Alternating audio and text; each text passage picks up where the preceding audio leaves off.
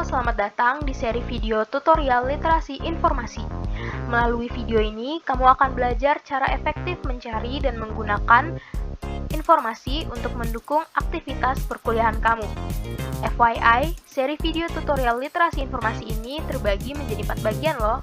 Pastikan kamu menonton semua bagiannya secara berurutan ya.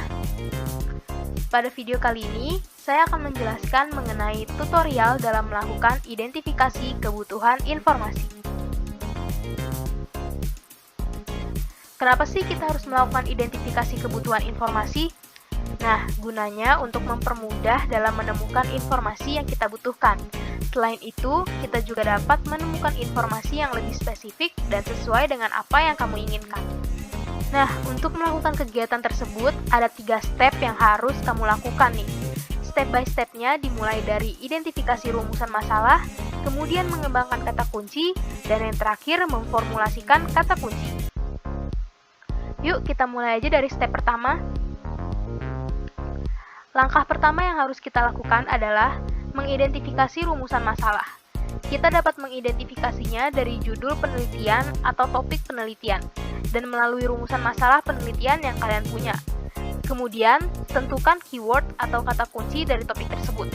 Misalnya, kita punya judul penelitian yaitu pendapatan asli daerah pada Provinsi Pulau Jawa. Dari contoh tersebut, didapatkan 2 keyword utama yaitu pendapatan asli daerah dan juga Pulau Jawa.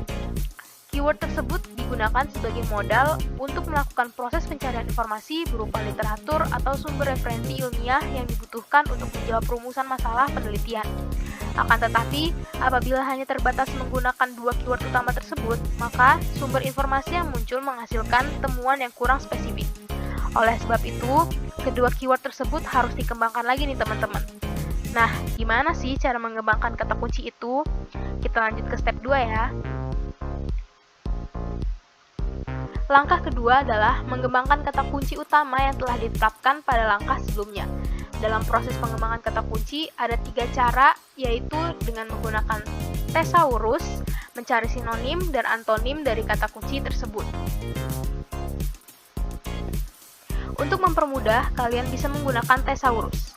Karena dengan thesaurus, kamu bisa mengembangkan dan menemukan kata dan frasa lain dari kata kunci yang telah diidentifikasi.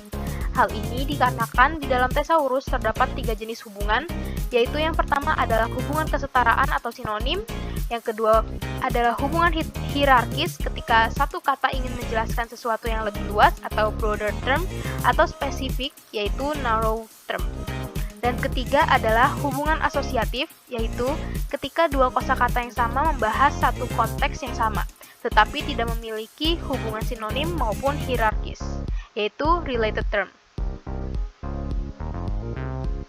Langkah ketiga yaitu setelah menemukan dan mengembangkan kata atau frasa lain dari keyword utama yang kamu punya, langkah terakhir dalam proses identifikasi kebutuhan informasi adalah memformulasikan kata kunci atau menyusun konsep keyword.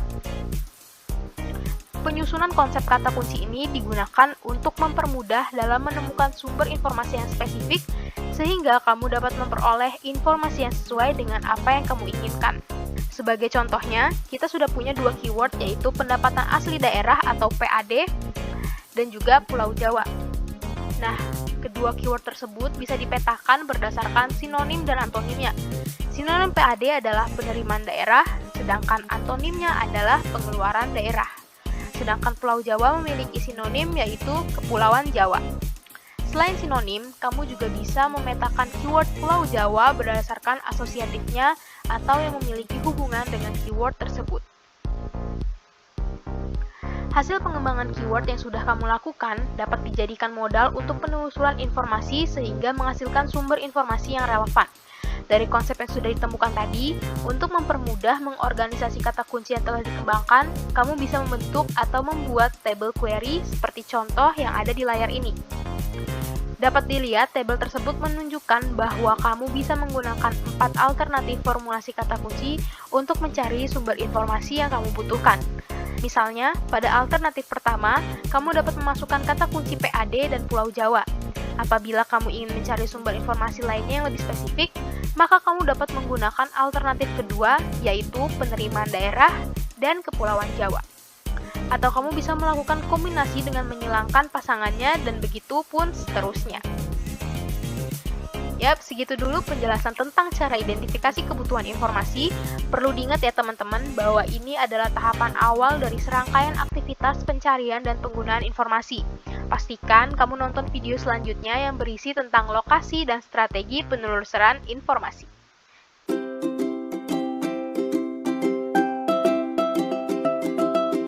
Halo semua, selamat datang di seri video tutorial literasi informasi. Melalui video ini, kamu akan belajar cara efektif mencari dan menggunakan informasi untuk mendukung aktivitas perkuliahan. Pada video kali ini, saya akan menjelaskan mengenai tutorial literasi informasi tentang lokasi dan kebutuhan strategis informasi. Teman-teman udah tahu belum nih bagaimana cara menentukan lokasi dan kebutuhan strategi informasi? Yuk simak penjelasan berikut. Sumber informasi bisa didapatkan dari beberapa sumber seperti berikut. Yang pertama, buku. Segala buku yang dapat dijadikan sumber untuk memenuhi kebutuhan informasi berkaitan dengan pendapatan asli daerah atau PAD. Yang kedua ada e-journal. E-journal dengan bahasan topik pendapatan asli daerah atau PAD. Ketiga adalah situs website resmi surat kabar. Media online berupa situs berita resmi berbadan hukum dan terdaftar di Dewan Pers. Situs berita terkait dengan pendapatan asli daerah. Peer review artikel. Artikel jurnal peer review telah melalui proses di mana editor dan cendekiawan ahli lainnya secara kritis telah menilai kualitas dan manfaat ilmiah dari artikel. Intinya, artikel yang menyangkut tentang pendapatan asli daerah. Dari sumber informasi yang bisa kita dapatkan, kita bisa menentukan alat pencarian apa yang akan digunakan.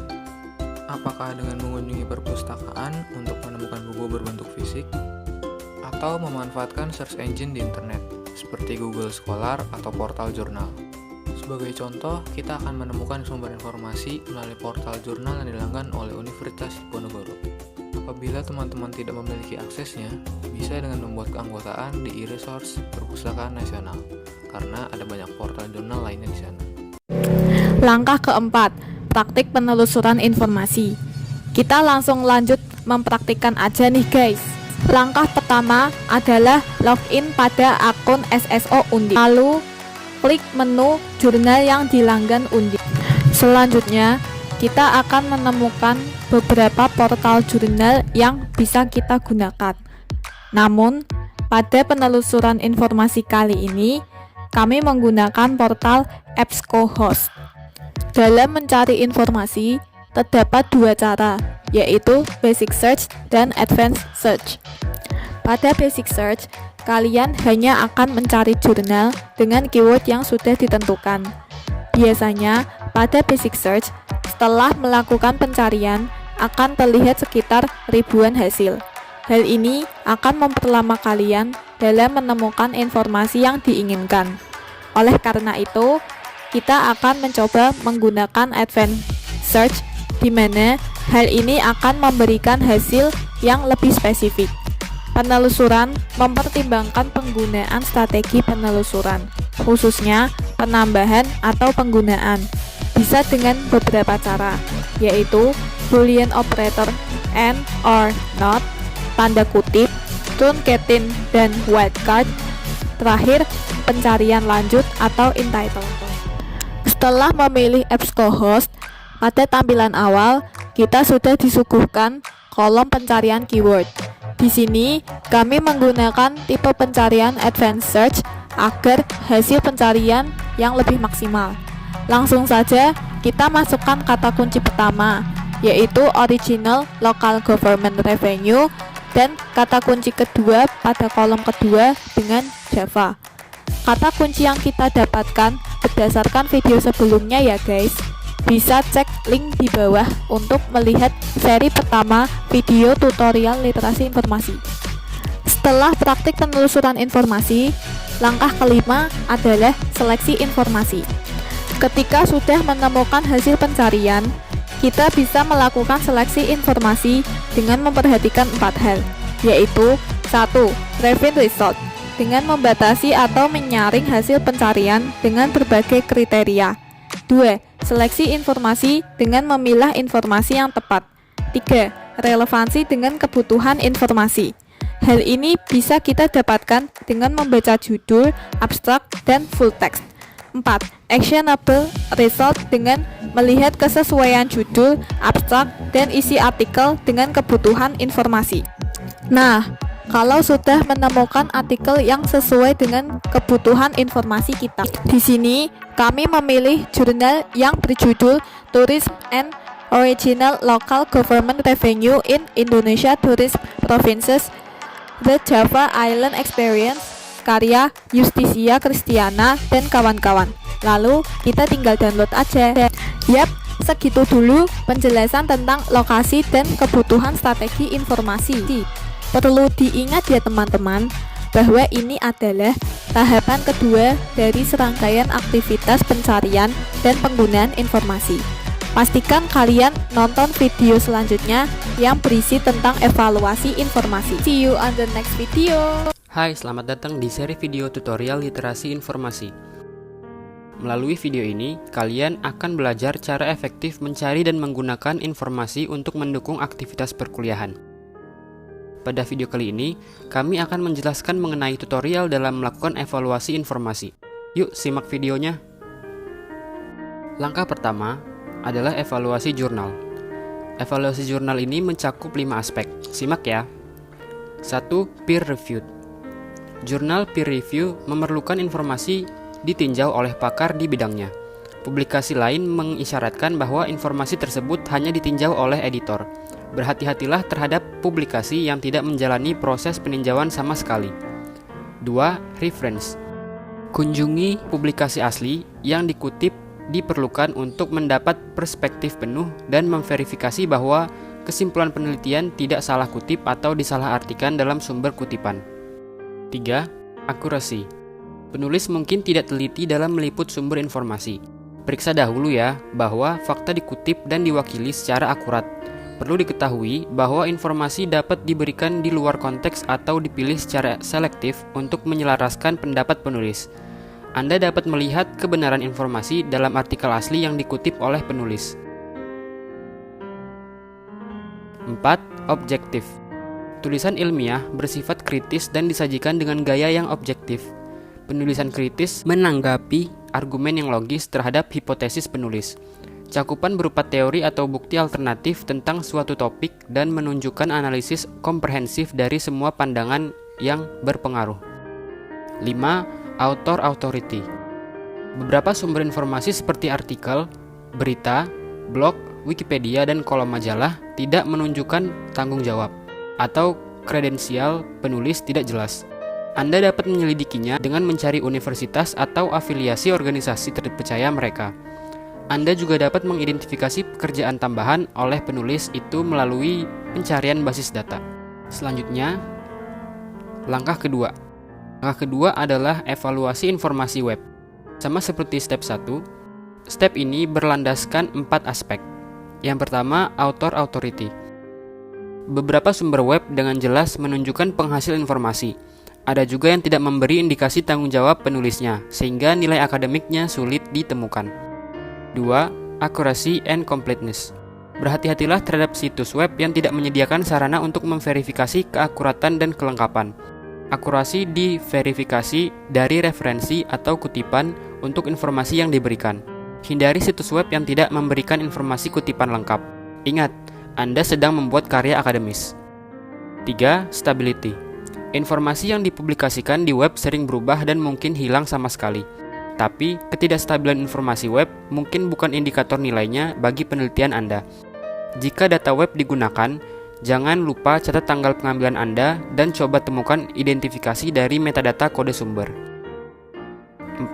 Bias, misrepresentation, propaganda, and commercial agendas. Situs web mungkin hanya menyajikan satu sudut pandang tertentu dan dapat memberi gambaran yang salah, atau dengan sengaja membiaskan sajian informasi untuk memajukan agenda tertentu. Publikasi tentang suatu produk atau layanan atau dari kelompok lobi hanya boleh masuk jika referensi disediakan untuk data, sumber informasi lain, atau evaluasi independen.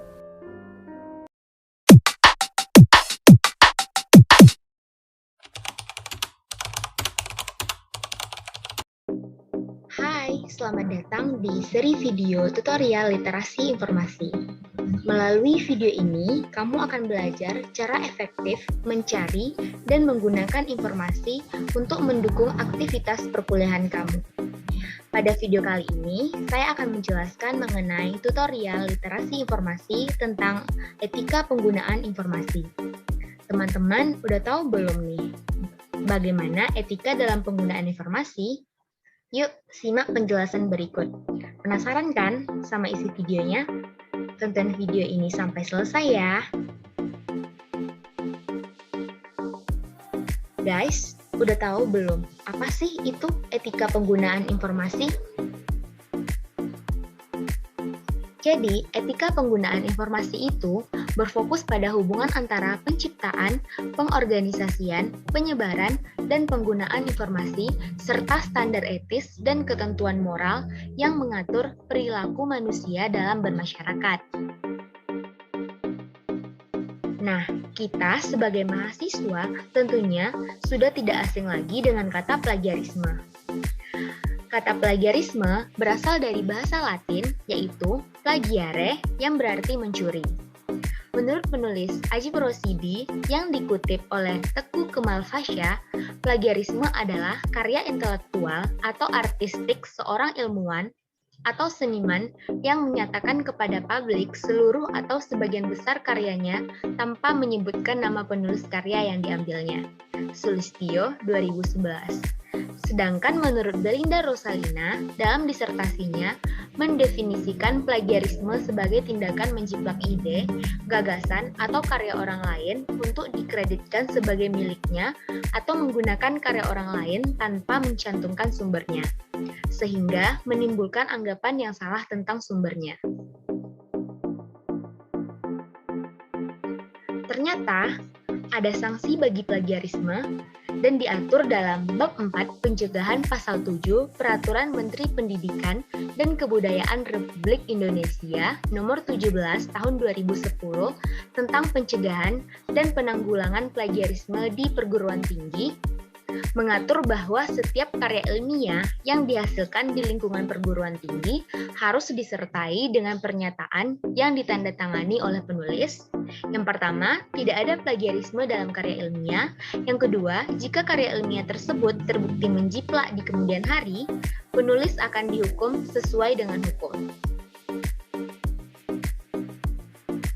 Nah, untuk bisa menghindari plagiarisme, kita harus tahu dulu bentuk-bentuk plagiarismenya. Yang pertama itu, ada yang disebut dengan plagiarisme verbatim. Plagiarisme verbatim ini adalah mengambil karya orang lain persis seperti apa adanya, memberi kesan bahwa itu adalah karya pribadi dari plagiat yang bersangkutan.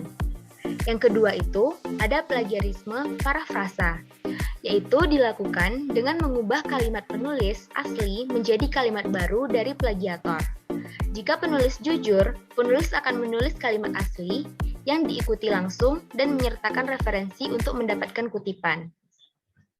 Yang ketiga, plagiarisme kata kunci, yaitu mengambil beberapa kata kunci atau kata kunci dari artikel asli. Selanjutnya, plagiator menulis ulang kalimat dalam karya aslinya, tetapi tetap mencantumkan kata kunci atau frasa kunci penulis asli di mana-mana tanpa menyebutkan sumbernya.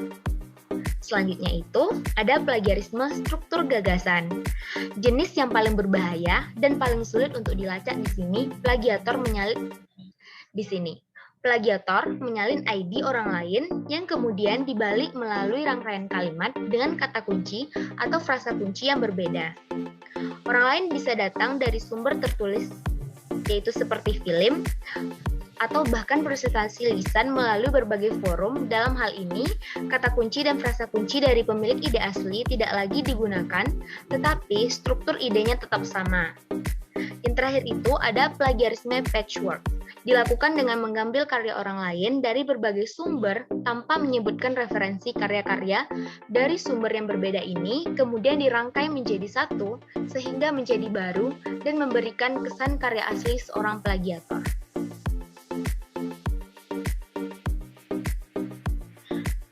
Dalam kegiatan penulisan karya ilmiah, tentunya kita menggunakan sumber informasi sebagai bahan referensi. Ketika menggunakan referensi, kita wajib untuk Memberikan kutipan, sitasi, atau daftar pustaka. Hal tersebut dilakukan untuk menghindari plagiarisme. Untuk itu, bagaimana sih cara menghindari plagiarisme? Cara menghindari plagiarisme yang pertama itu merekam kegiatan penelitian dalam logbook. Yang kedua, simpan semua file referensi yang digunakan dengan aplikasi Referensi Manager. Yang ketiga, membuat kutipan dan daftar pustaka dengan baik dan benar. Nah, begitu bentuk dan cara menghindari plagiarisme. Yuk, jangan lupa untuk dipraktikkan. Thank you, and see you in the next video.